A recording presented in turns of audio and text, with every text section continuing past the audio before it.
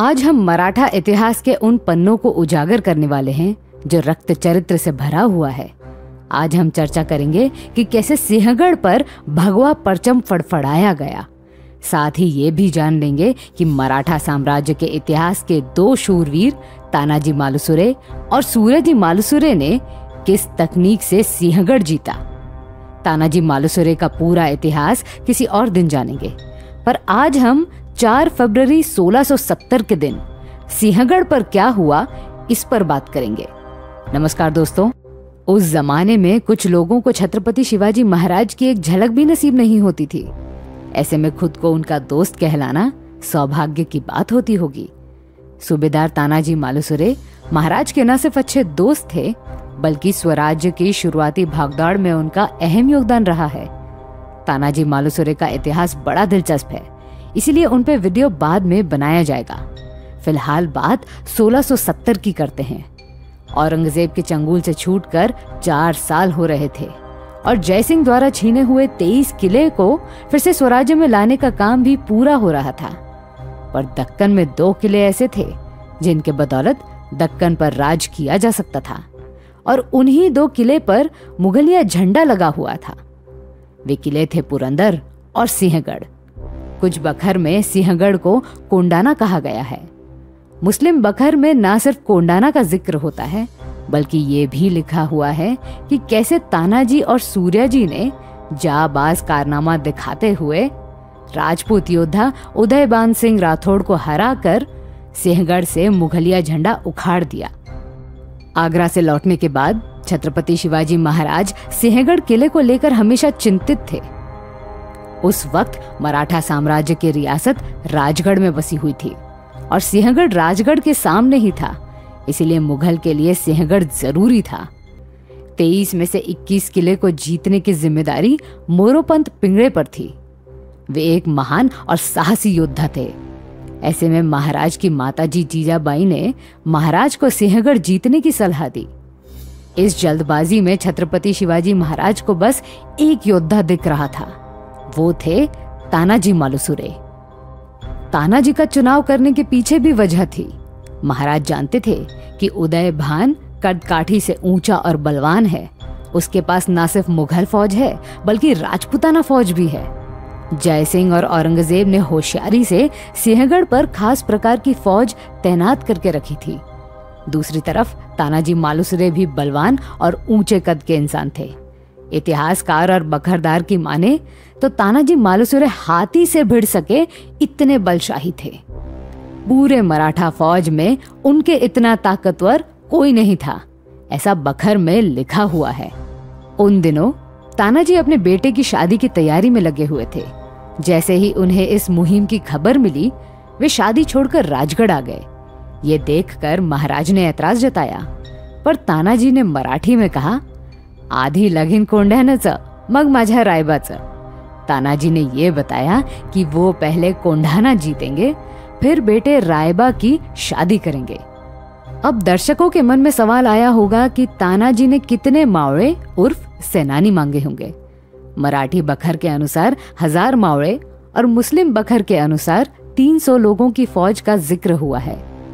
पर लोकगीत के अनुसार इसका भी जिक्र होता है कि छत्रपति शिवाजी महाराज ने बाद में 12,000 सेना की फौज तानाजी के मदद में भेजी थी। तानाजी को सबसे बड़ा साथ उनके भाई ने दिया। सूर्यजी भी अपने भाई इतने शूरवीर थे। तानाजी के लिए सिंहगढ़ नया नहीं था। उन्हें इस किले का पूरा नक्शा पता था। असल में वे जानते थे कि इस किले का सिर्फ एक मुख्य दरवाजा है, कल्याण दरवाजा। तानाजी ने योजना बनाई कि वे इस प्रकार से हमला करेंगे जिसके बारे में दुश्मन ने सोचा भी नहीं होगा। दक्कन और सह्याद्री ये ऐसी जगह है जो पूरी तरह से पहाड़ों से भरा हुआ है। आज के काल में उन पहाड़ों को तोड़कर सपाट किया गया होगा, पर उस दौर में ज्यादातर हिस्सा पहाड़ी हुआ करता था। इन्हीं पहाड़ों में अनगिनत किले होते थे। इन पहाड़ों को देखने और सर करने की शक्ति सिर्फ मराठों में होती थी, क्योंकि वे इस जगह के मूल निवासी थे। ये जंगल और बड़े बड़े पहाड़ मराठों के लिए घर जैसा था।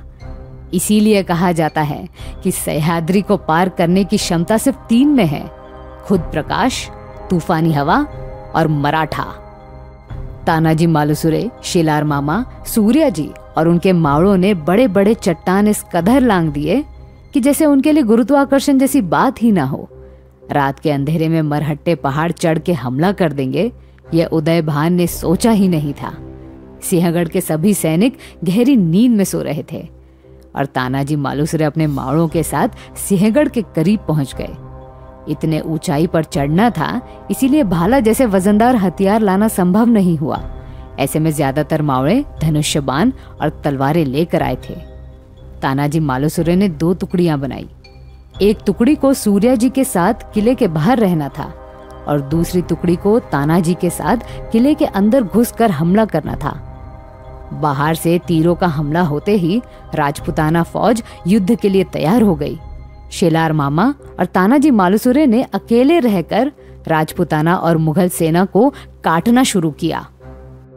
इस बीच उदय भान राठौड़ अपनी तलवार लेकर तानाजी पर कूद पड़ा।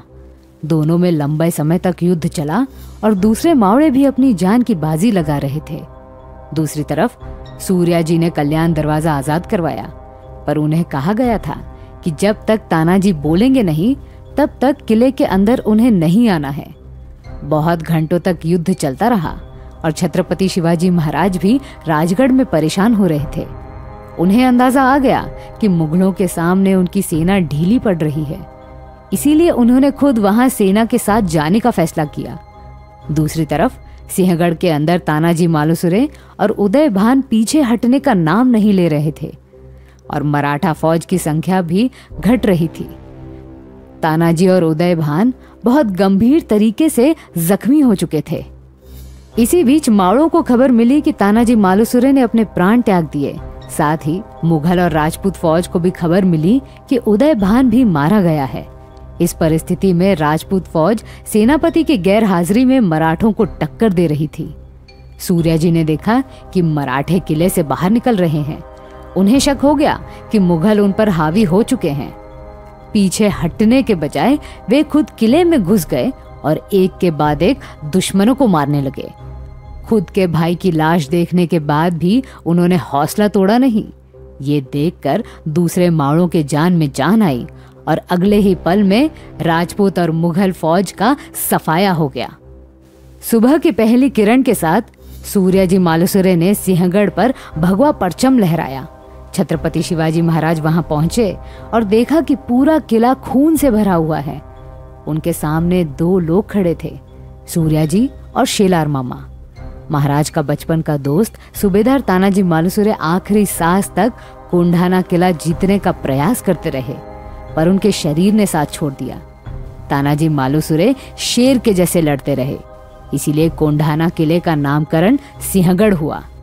दोस्त और बहादुर सेनानी के याद में छत्रपति शिवाजी महाराज ने बोले हुए ये शब्द आज भी महाराष्ट्र में मशहूर हैं, गढ़ आला पण सिंह गेला, जिसका मतलब होता है किला तो जीत लिया पर शेर जैसा दोस्त गुजर गया। ये कहानी यहीं खत्म नहीं हुई। सिंहगढ़ के रूप में मराठों ने न सिर्फ किला जीता बल्कि औरंगजेब से दक्कन को जीतने का सपना भी छीन लिया। जो वीर योद्धा जीवित बचे उन्हें सोने का कड़ा देकर सम्मानित किया गया। जिन घरों का कर्ता पुरुष गुजर गया उन परिवार को आर्थिक सहायता पहुंचाई गई।